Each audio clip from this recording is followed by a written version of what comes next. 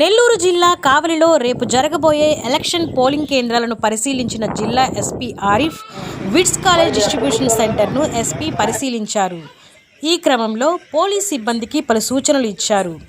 కేంద్రాలలో భారీ బందోబస్తును ఏర్పాటు చేశామని తెలిపారు.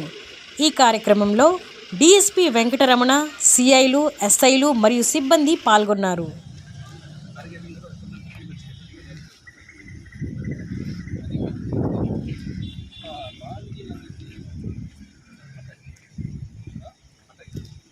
ఎన్నికల సందర్భంగా ఈరోజు కావలి అసెంబ్లీ కాన్స్టిట్యూన్సీ చేయడం జరిగింది.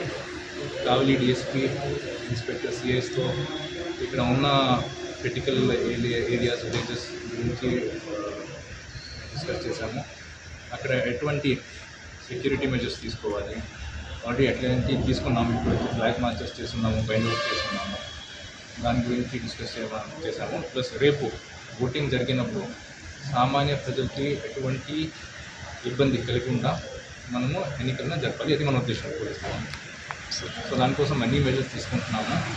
సో ఓటర్స్కి మన తరఫు నుంచి చెప్తామన్నది, మీరు నిర్భయంగా వచ్చి ఓటేయండి. పోలీస్ డిపార్ట్మెంట్ మీ తరఫున